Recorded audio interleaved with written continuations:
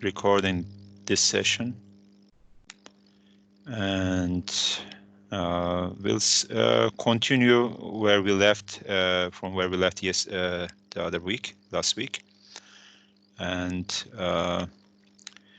we have been talking about the file topic, and we discussed the differences between binary files and text files, and we were kind of just getting into the specifics of binary files. And the way that a binary file can be opened is similar to a text file, except that the way that you define the access mode is different. So at this time, the access mode is going to be either reading binary or writing binary. And the way that you are going to write to this file is using fwrite and fread. And we have seen a few examples. For example, here, what we are doing is we are opening a binary file for output purposes. And the name of the file is nums.bin.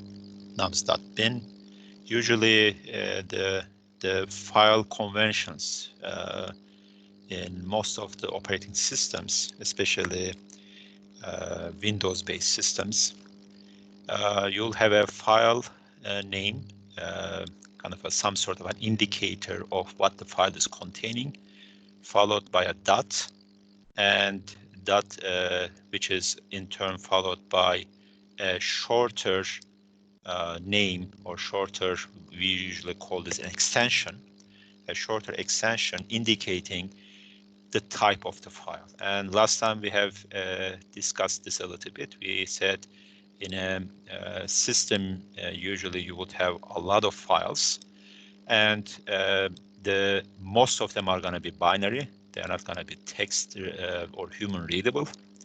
And the basic reason for that is efficiency on storage, as well as when you have less thing to store, perhaps you'll be able to actually read it faster and write it faster, right? So in all matters of efficiency, binary files will be superior to text files. Unless you are actually writing a text file, then it will be exactly the same, right?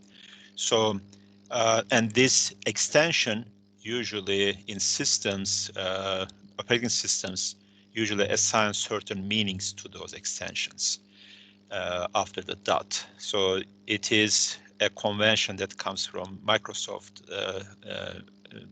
this Microsoft Disk Operating System, MS-DOS, that actually it will be usually like 3 characters. These days, so for example, you might have a file that, let's say, some program .exe. This will indicate that this is an executable file, meaning this is a binary file, first of all. It includes binary things in it. And what it includes is actually it's runnable binary machine code that actually will be able, an operating system in this case, and let's say Microsoft or Windows, or maybe a DOS-based system, can actually directly load this file into memory and start running it, start executing it. All right. So you would see, for example, let's say .pdf, and .pdf is a specific format. If this is actually following that format, it's still a binary file, and it is actually is used to, let's say, format a document, any type of a document that is portable across, let's say, different domains. Now, when we talk about this across portability across different domains, then what you need to do is you need to make sure that the same file, same binary file, can be interpreted the same way in any system that you might have. You might have an Android system, you might have a Linux system, you might have a Windows 10, you might have a, I don't know, some other, let's say, other disk or operating systems that would actually be able to, and running on different platforms, be it a, let's say, a phone or a desktop or a big machine, a workstation, or even a, let's say, a bigger machine, whatever it is, right? So this has to be, you have to be careful when you claim to be portable between systems. So when you say it is a portable thing, you need to make sure that your bit pattern for the things that you are saving in a file can be interpreted in the same way as in all the domains, all the application domains or operating systems, as well as the hardware that you intend to do. So this is not an easy task to do, because the specifics, C doesn't say much about the specifics of the bit pattern representation. It might be dependent on the compiler implementation. C says you can read it, but C doesn't say that how it is written by the operating system or by the compiler in the background is not, it may not be guaranteed. So when you say, for example, fwrite something like this in one system, it may not do the same exact thing on another system. So the bit pattern that you would have for writing an integer number out is not guaranteed to be the same across all domains. All right, so you have to be careful with that one. Now, in that case, for example, a text file might be actually a better bet, right?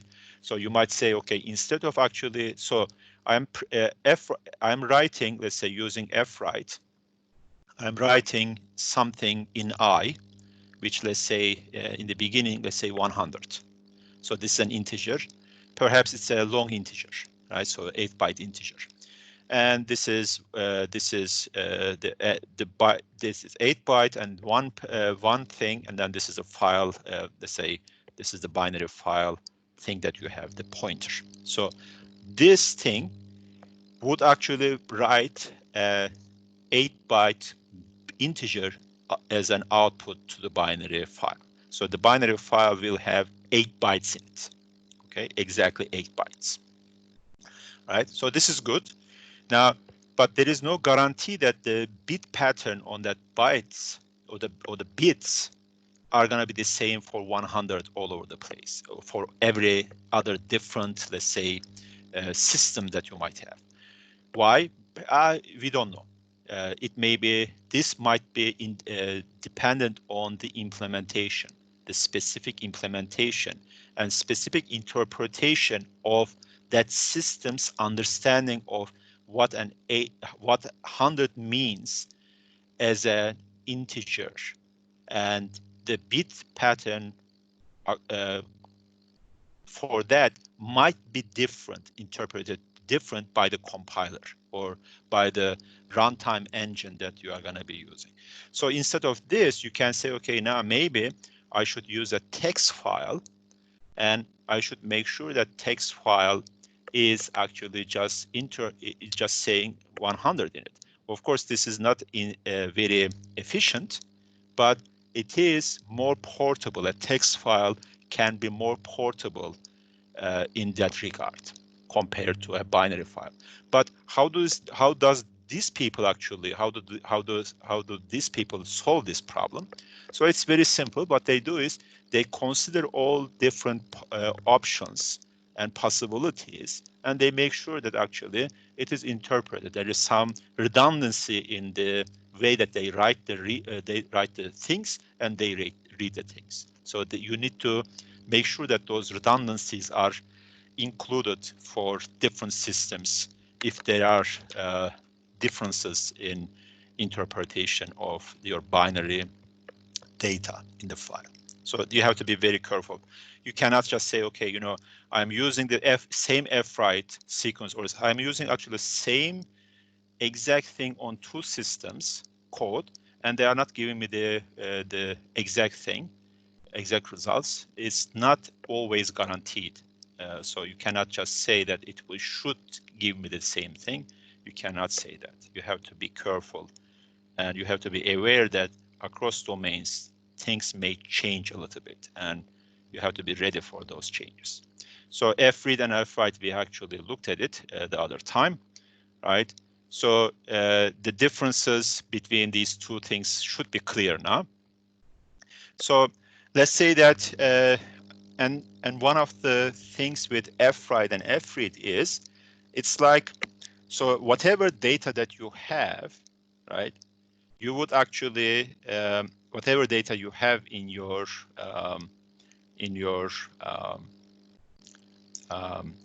let's say variable, you can print it. So this is what it is saying. You say, it says, fwrite says, or no, I'm not saying printing it, putting it in the file, or writing it into the file.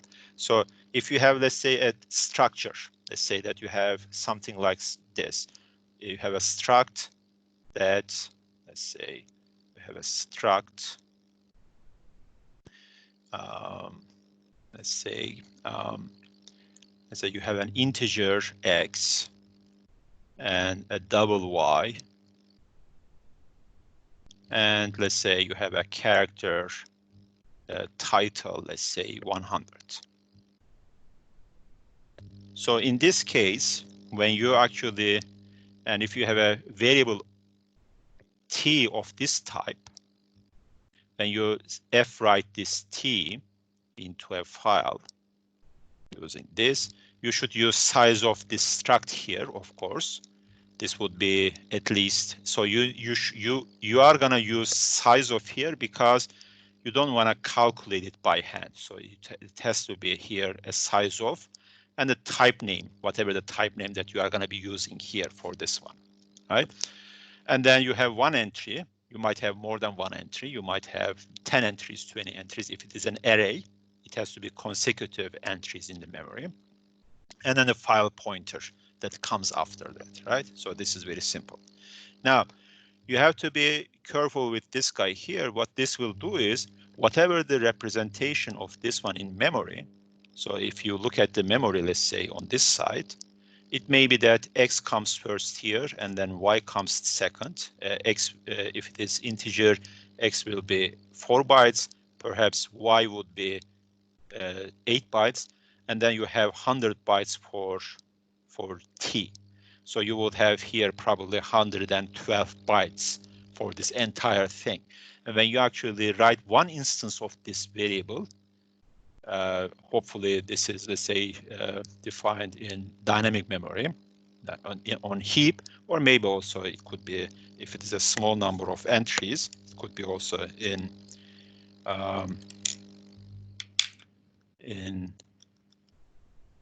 it could be also in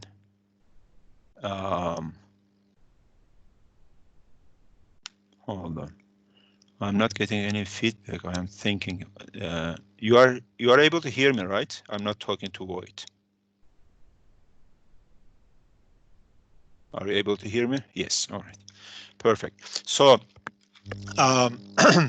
so it could be on stack, but most probably, since this is a big entry, so it requires 112 bytes, you would probably do this dynamically from the heap, allocated dynamically from the heap, right? So this is fine. So this would actually put this entire thing, whatever you have here, right on in that file. When you read it to the same thing, it will be reading it in the same order. If it is on the same, let's say, on the again, it may or may not, it may depend a little bit on the compiler, but if you are doing this on the same machine, for example, or the same system, it will read it from the file in the same order, so you can populate or repopulate the ingredients or the components of this struct x, y, and t from that file right away. So this is one thing that's clear. Now, you have to be a little bit careful if you have something like this, for example. Let's say that your struct has some dynamically allocated stuff in it. So when you have everything in your struct is statically allocated, it's not dynamically allocated. This is allocated, not dynamic. This is not dynamic. This is not dynamic. So nothing is dynamic here. But if you have something like this, for example, integer x, and you might, let me erase this one. My pen is not working properly today. So integer x, and let's say that you have another double variable, and this is dynamically allocated. It's an address. It's a pointer. And in the, let's say in the code, when you have something like, let's say a t.y equals or assigned to, let's say, malloc of whatever now that you want to do for this guy here, when you actually dynamically allocate and put the address of y or address of that into y and use that, when you try to f-write this thing now, when you do an f-write, as before, that t and so forth. Now, this time you have to be careful that x is gonna be when you read it or when you type dump it and then when you read it back using fread, x is gonna be read right. X is gonna be read whatever the written value is gonna be read back. Okay, you're gonna read it back the same way now or the same value. The same goes for the y. Y will have an address in it, which is returned by malloc. So y would be a valid address when you run the program that actually writes that thing into the file. So what the file is going to have is the y value for in the file is going to be whatever has been returned by malloc. Okay, all right. So you put this in, and then you run your program again later on, and you read the same thing back. So when you read it back, x will be valid. So x will be okay because x was whatever value that you actually put it. Y will read a value that is an address, but that address was only recognized or allocated by the runtime engine when you did the fwrite command, or the program was when the program was running and doing the fwrite. Y was including an address which was valid for that thing. Now, when you read it again in another context, when you rerun the program next time and when you try to read it, y is gonna have a value in it for sure, but that value is gonna be an address that was only allocated using malloc by someone else, right? So by someone else means by another instance of the program running. So in that instance, since the runtime engine knows that you have that address, you have access to the address, it is fine to use that address whenever you need that. But when you fread this thing in another context, next time, in another run of that program, now y is gonna have a value address in it, a pointer to a place which doesn't exist anymore, because your new context, new setting, new runtime engine doesn't have any idea, or it doesn't actually use any mallocs to actually allocate that address for you. So that address is no longer valid. So if you have pointers in your data, and if you save those pointers, you are gonna be doing something wrong. So you cannot save an address and read that address next time and hope that that address is actually valid. It's not gonna be valid. The only valid address in a program's context is gonna be either the variables that are actually directly declared like this, or pointers that includes addresses or addresses that returned by malloc, calloc, or realloc. So those three.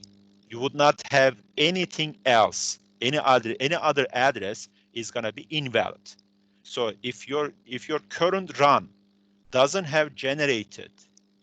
generated an address that was returned by malloc, calloc, or realloc, or an ampersand operator on an existing variable, then that address is going to be invalid.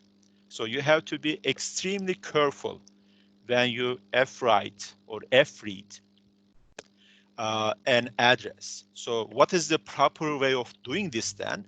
If I have things here that I want to actually print for whatever reason later on, then what I need to do is I need to actually or read and write something that I have. Then I have to actually explicitly write that thing. So let's do an example on that one, and we'll see probably a little bit better what I mean here. So I'll do a simple code. So let's do this one here. So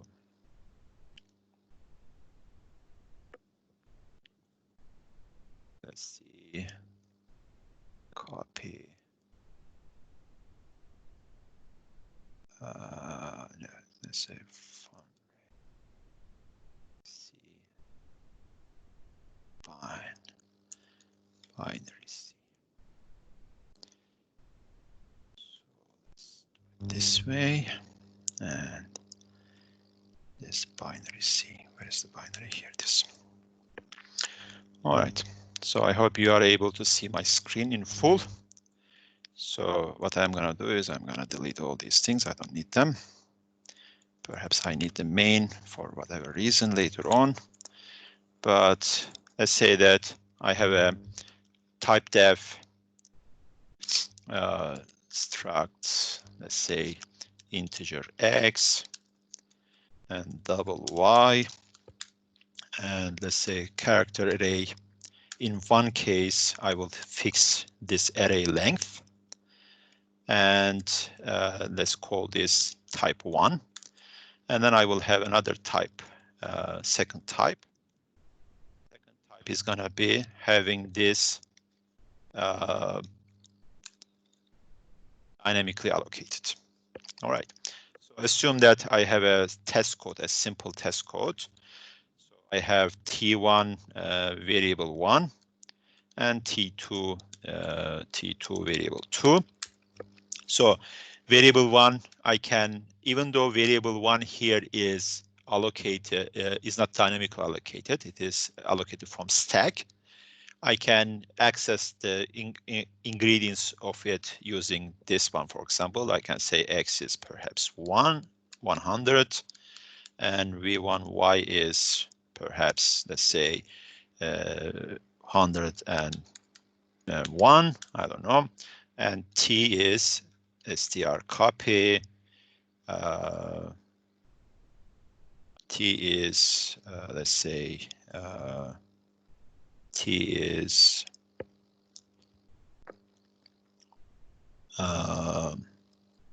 or let's do it this way as printf and v1 t, and let's say that I want to put this is it. This is not dynamic. All right. So this is I have now. If I have a file that I have created here, let's do a file. BF binary file, and binary file can be created as, let's see, do a little bit quicker things here.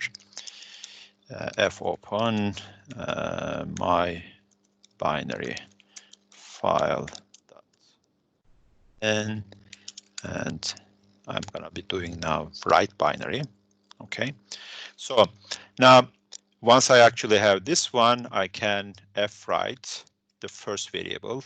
So I need an address of the variable and the size of, so I need a size of this variable type 1.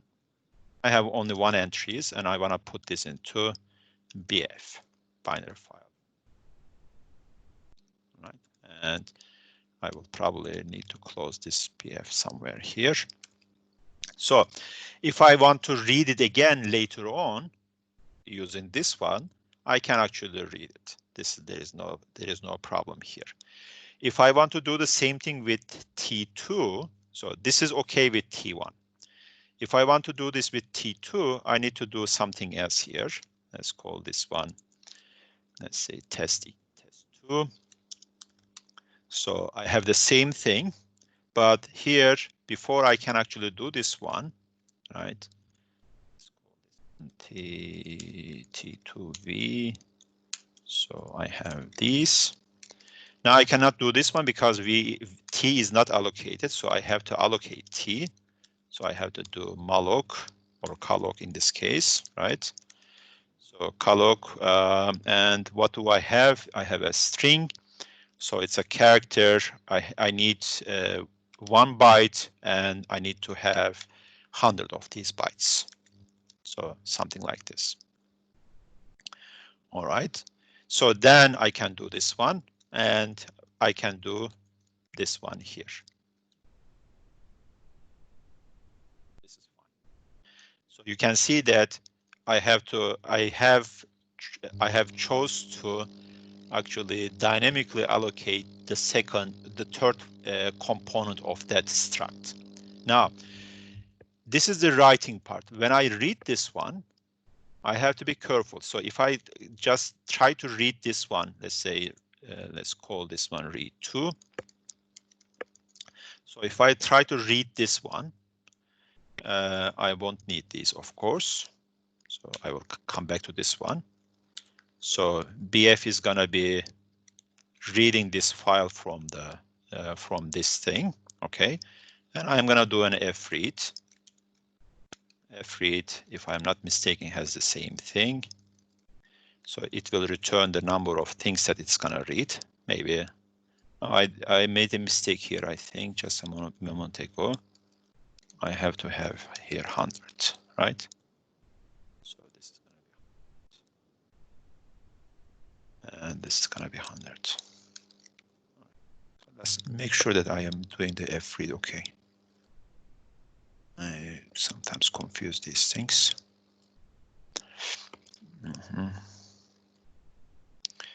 Yeah, pointer size of components again, exactly. So this is right.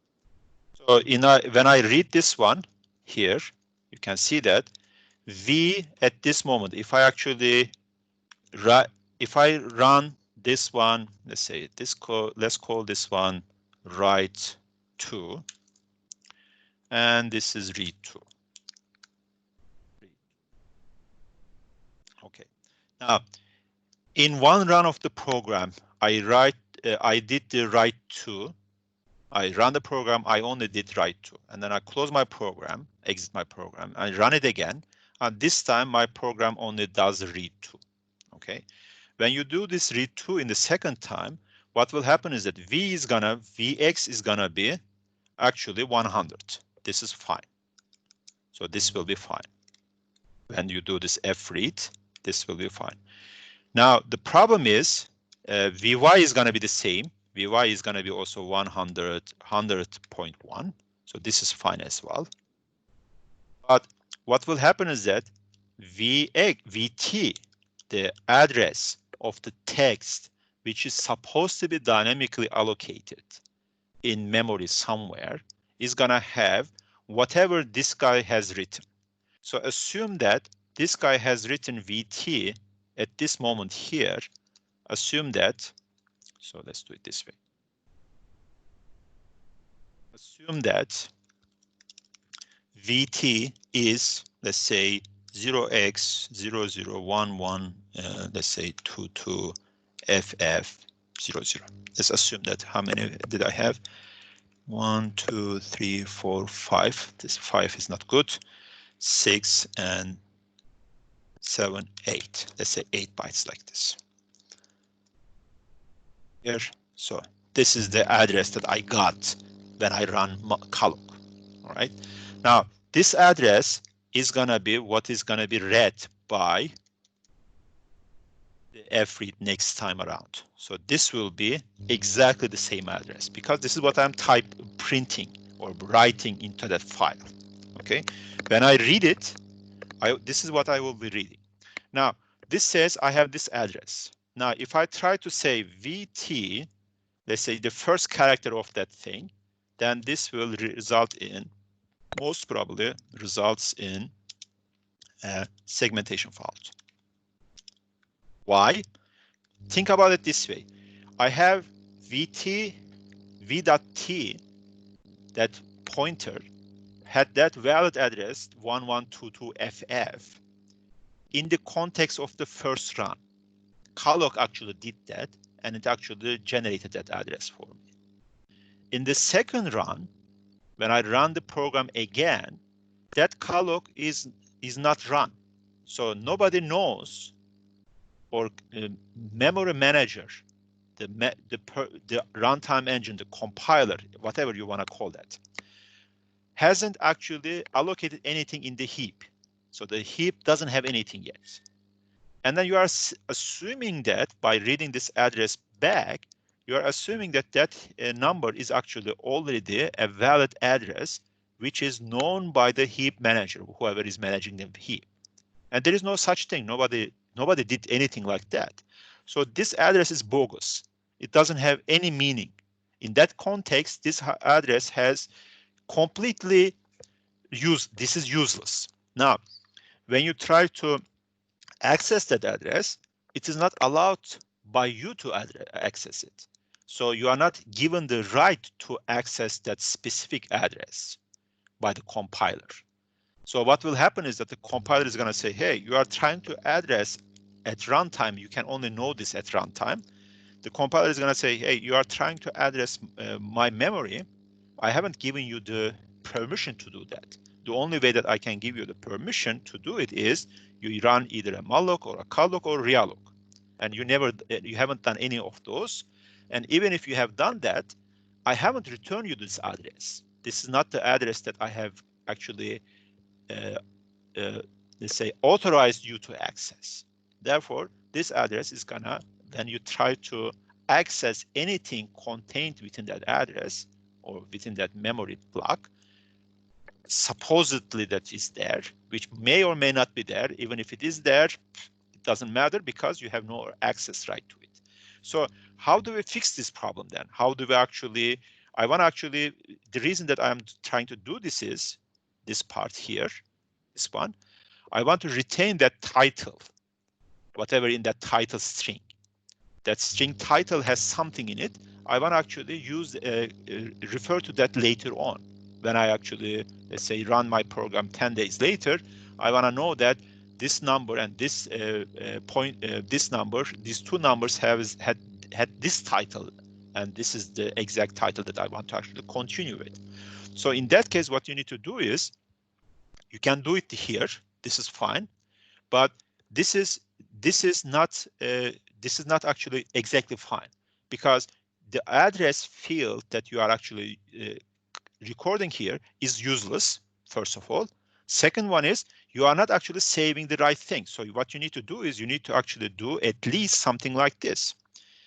This one here, size of, let's say this is character, and you have 100 of them. So it has to be, this has to be there. This is the necessary code to store whatever in that title string, not this one. Now, here you have X and Y stored, and you have T stored, but T is bogus. T doesn't mean anything. So when you read this one, you can do it two ways. You can say, okay, maybe I do this one, and maybe I do another one, something like this. I say, I will need to copy the same exact thing here. I know that I'm gonna be reading a text or string with 100 characters, right? So this is what I'm gonna be reading, and I will read, since I have written this specifically, I will read into this thing like this. This is gonna be the thing that I'm gonna be doing. I did two F writes here, two F writes, and I am doing two F reads here, and one for the struct, and one for the whatever that struct the title string is actually pointing at, or the title pointer is pointing at. So this is that one. Now you can see here is that I have read the three fields for V. I have read X, which is an integer. I have read Y, which is a double, and I have read also an address of type character address. So I have read three entries. The first entry is 4 bytes, second entry is 8 bytes, third entry is maybe 8 bytes if I have an 8-byte address space. So I have read 20 bytes altogether. But later on, I know that the last 8 byte, whatever I have read into v.t, is not valid. Why? Because that address is bogus, it's gone. It was done in some former times, and nobody knows what happened to that address because I have no access to that address anymore. So I have to recreate that address, and then I have to use that address in VT. So what I'm trying to say here is that this fwrite and fread actually reading one integer, one double, those are necessary, but that last address is bogus. So I shouldn't have actually written that one and have read that one. So perhaps what you could have done is, instead of doing it this way, you could have actually done it this way. Instead of just pointing, let's say, the entire thing, you would printing or writing the entire thing, you would say integer, double, and then read them here twice, right? X and then Y and so forth. Of course, this becomes kind of cumbersome if you have many more entries in that particular address or a particular struct. So this is kind of let's say up to you. You may want to actually print everything out or write everything out and read them back, or you can do some other fancy stuff. So let's look at if we can do some other fancy stuff. So what I want to do is I want to still do this one, but so this is the case. So what I want to do is here you have to be careful. In this case, look at this one here.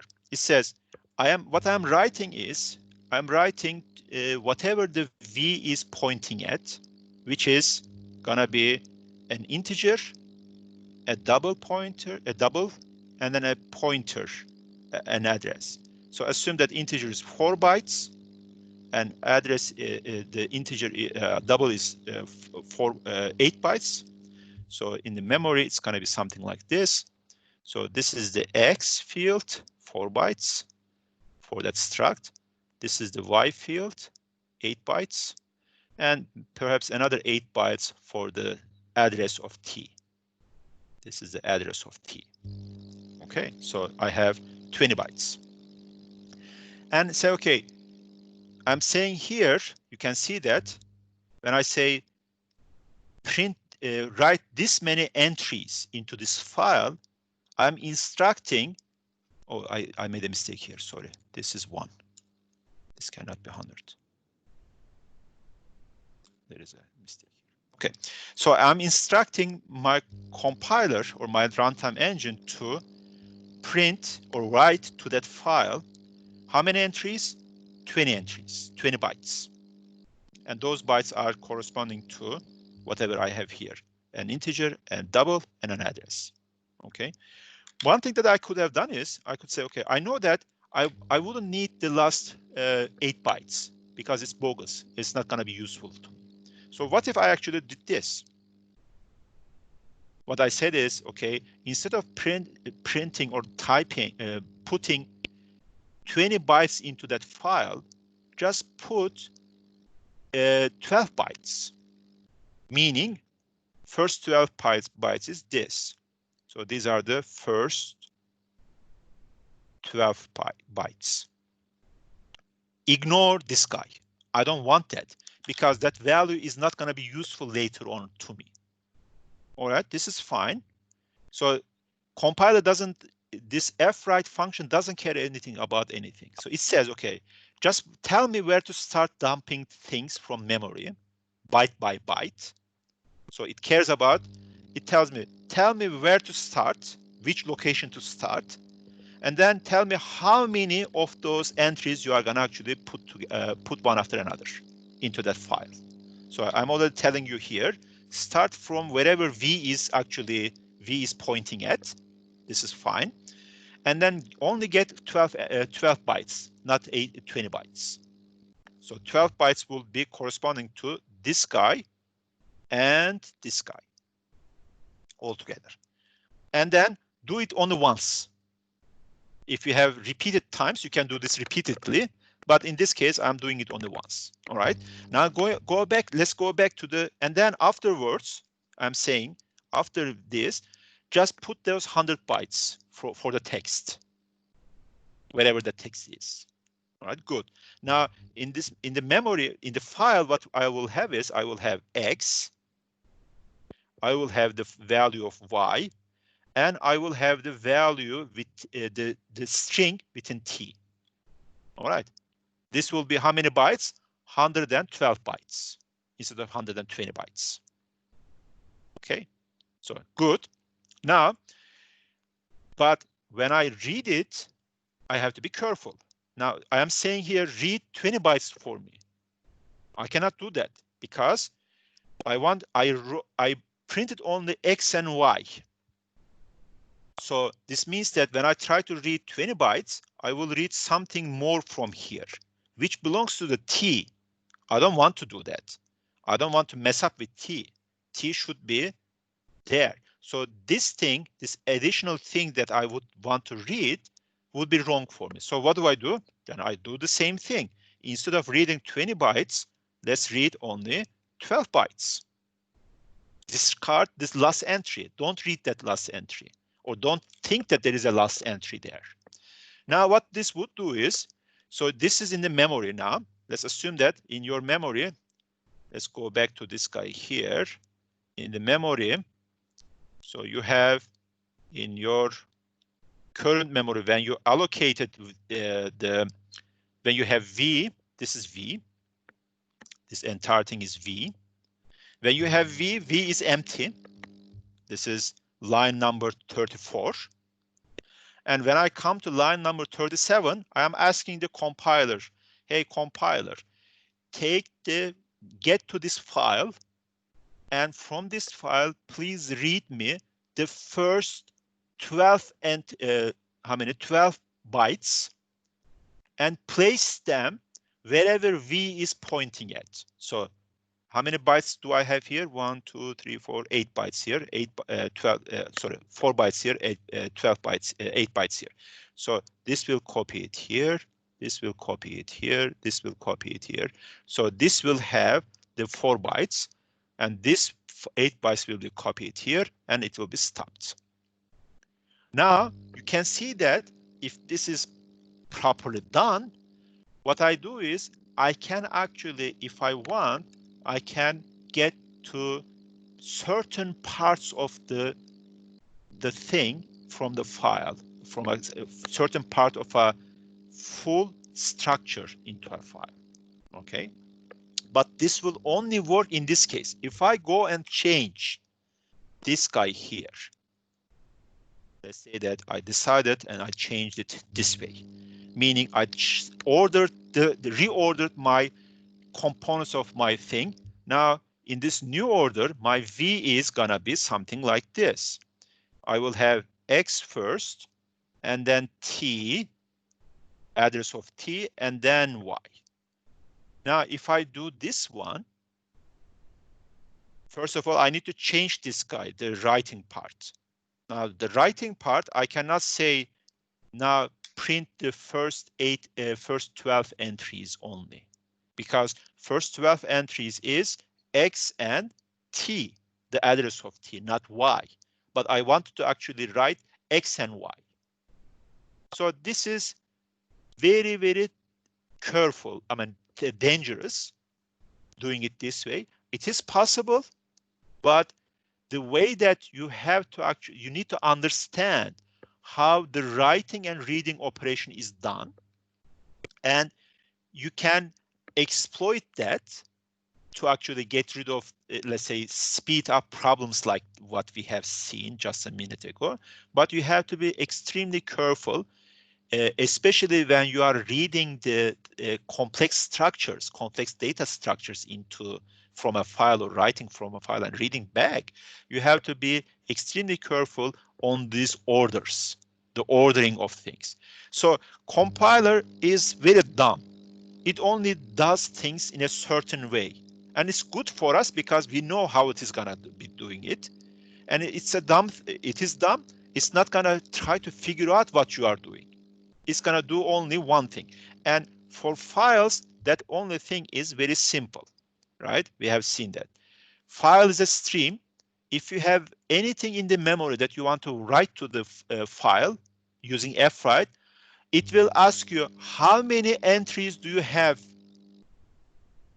first of all, as a block, and I will copy them 1 byte after another. I will not do any fancy thing, just copy them. So if this is your memory and if this is your file, right, what will happen is that if you have something, let's say in your memory here, 1 byte after another, this will be actually going to the file 1 byte after another. And if you have another entry here, it will be, if you just continue from here, it will be coming after that.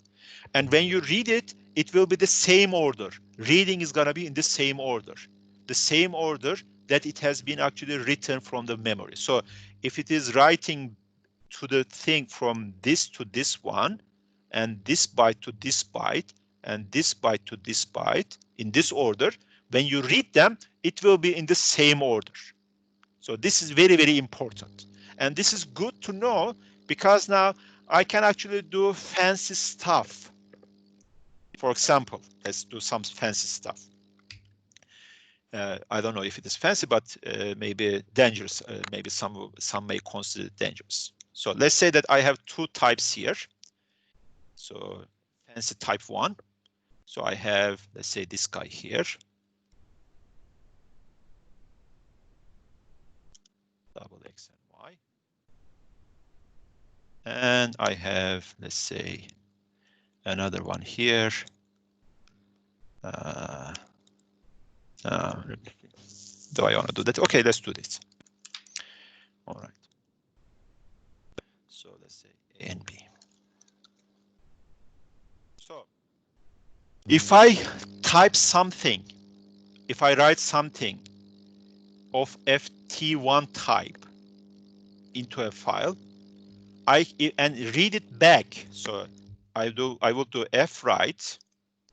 So something variable of FT1 to the file. If I use this command and use the same file, from the same file, use the reading to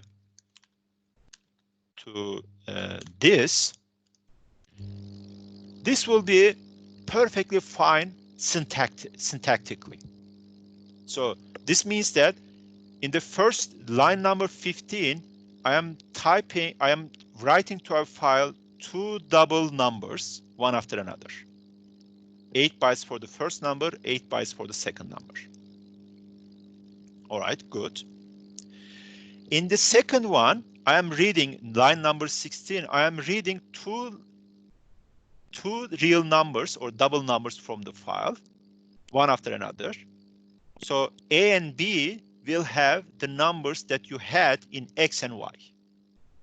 So this is perfectly fine. There is no problem here.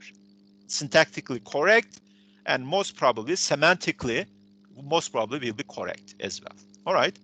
So let's change this a little bit. So let's do it this way. Let's say that I have character T A. Let's say I have 5 characters in the first one, and let's call this X. And let's say I have 4 characters for the second one. And A5, the same, and B4. Now, I did the same thing. This time I just changed the oh, of course, I have to do it here as well. Character and character. Now what I did is I did the same thing. So I have the same exact structures, two exact structures, except the naming has changed. One of them is using X and Y names. The second one is actually using A and B. So F-write doing the first one, F-read doing the second one would be perfectly fine. All right. So let's change this a little bit. Let's do it this way. All right. I did this one. Okay. Now let's look at what's happening here. So the first structure has X and Y character strings or character array. Don't call them string for the time being. Let's call them character array. So I have character array X and Y. One of them has 5 entries and the other one has 4 entries, And then the second type, second structure, has first one 1 character in it, and the second one has 8 characters in it. So when I do the F-write using the first one, what will happen is that it will put, let's assume that the first one has, let's say for some reason, let's assume that it has A, B, C, D, E. Okay. And assume that the second one has 1, 2, 3, 4. Okay. When I put this into a file and read it back from the file from the same location, what am I expecting to have in the A? Let's look at A. So I typed the file once after this one. The file will have what? It will have A, B, C, D, E, and 1, 2, 3, 4. This is what the file is going to have. How many bytes? 9 bytes. And the first byte is A, second byte is B, C, D, E, and 1, 2, 3, and 4. This is what is going to be in the binary file, not in this format, because I cannot read it. This binary file is not readable, but semantically, I know that the byte patterns or bit patterns for the first byte is going to correspond to an A character if I actually do an ASCII interpretation of that one. So this is fine. Now, when I try to read this guy, what am I going to read? I'm going to read A here, and I am going to read B, C, D, E, 1, 2, 3, 4 here. All right. So this is perfectly. This is what's going to happen. What's going to happen?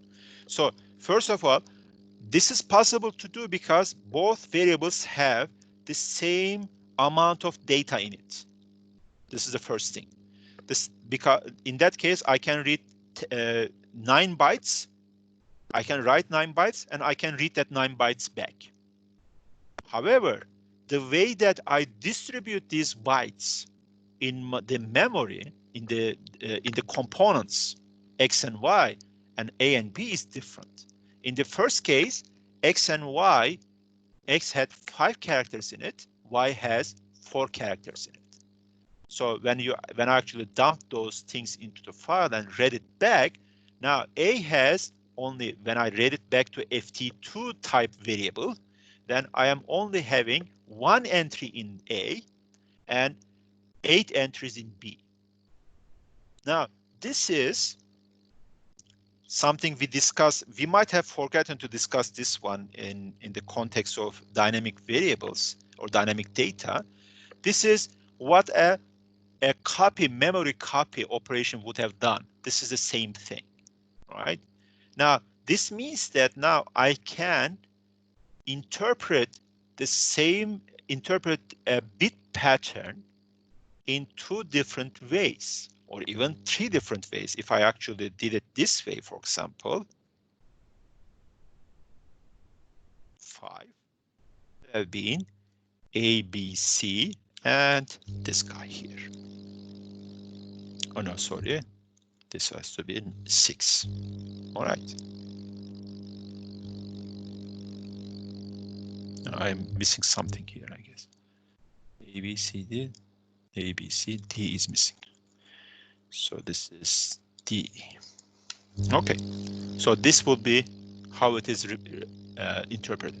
Okay, this is still fine, Semantically, nothing is wrong with this one. And in principle, I can actually use this to do some fancy stuff.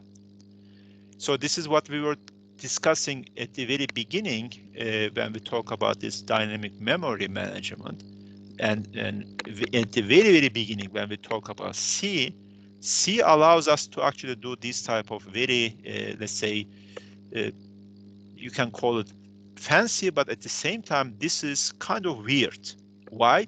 Because I am giving you a data in one format. I'm associating a format or meaning to that data, the bit pattern, and then I'm letting you actually to interpret it in a different way. So this is from flexibility, this is perfect. I want to be flexible. I want to have things flexible. I can use a tool in many different ways. This is very good.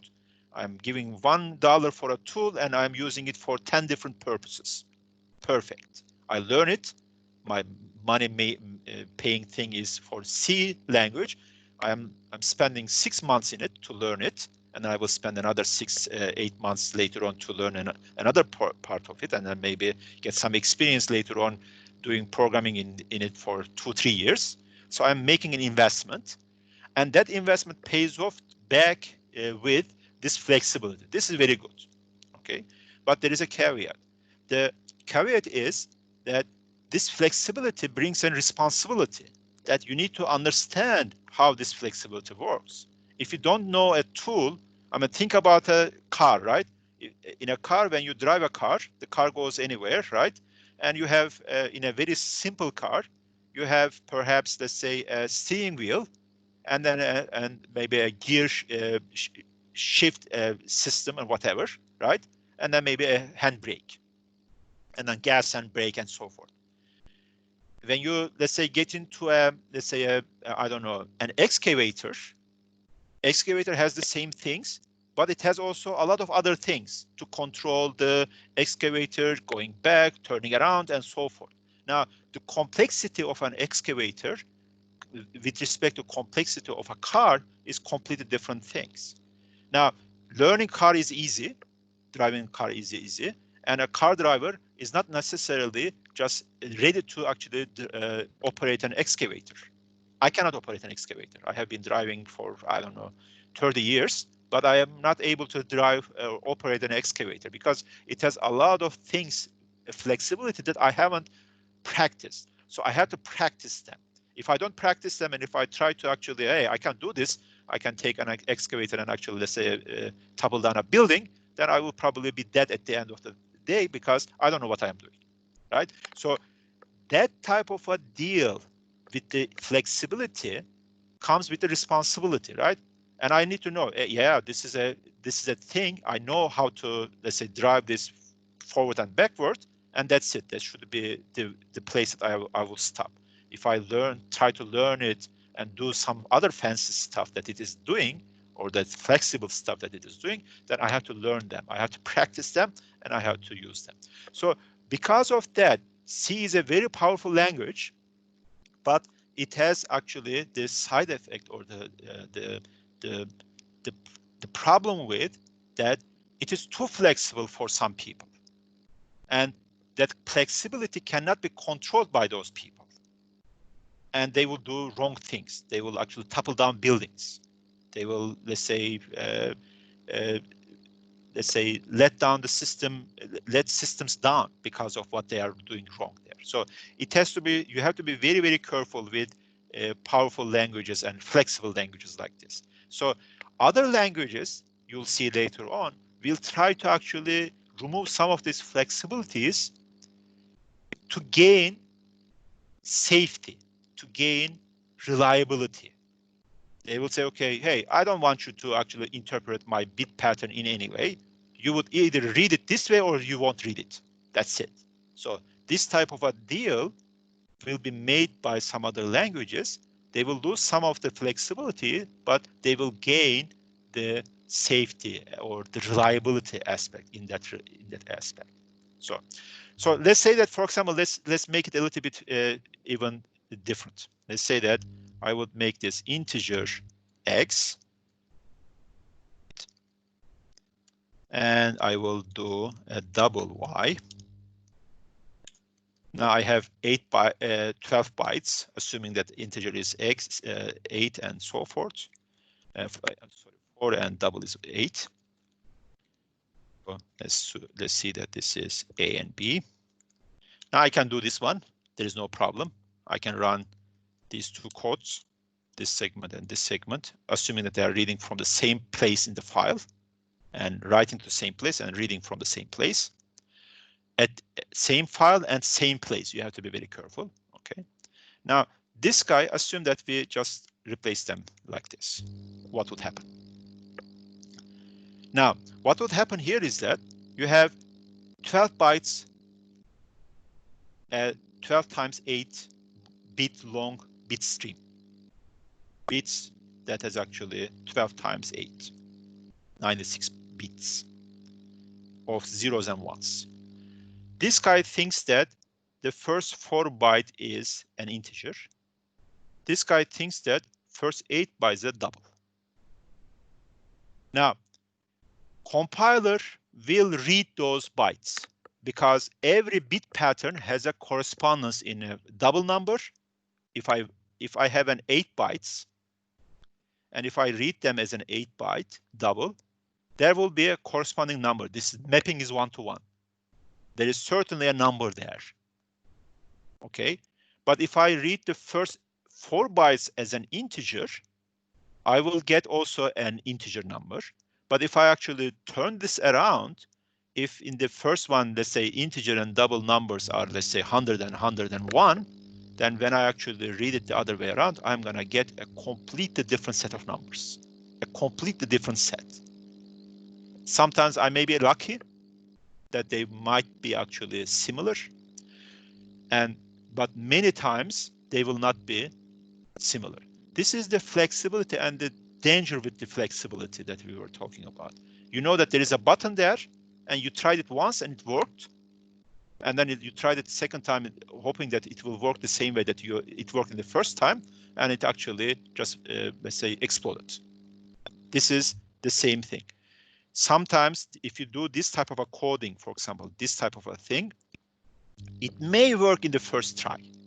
When perhaps something like this, for example, if I have an integer here as well, or let's say unsigned integer, especially this will be, yeah, integer is be fine also.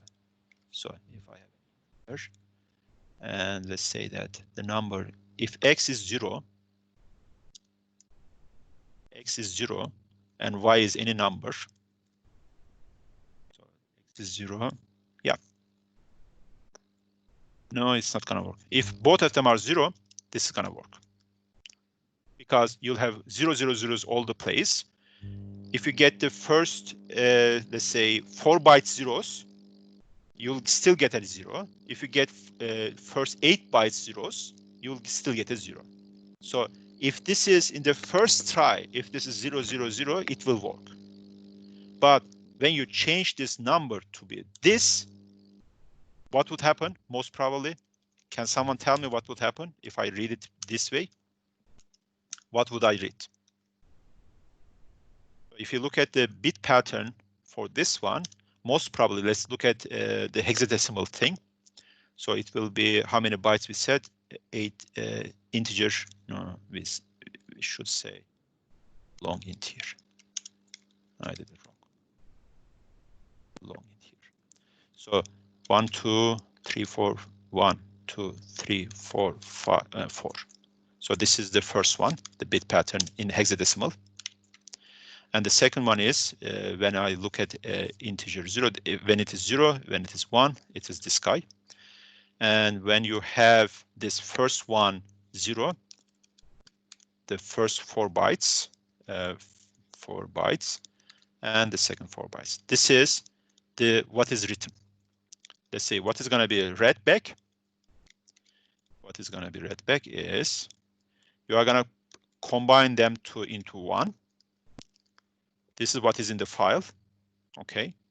Now you are going to read the first 8 bytes. So let's look at what is the first 8 byte, which is going to be, so this is X. X is this is Y. And this is A.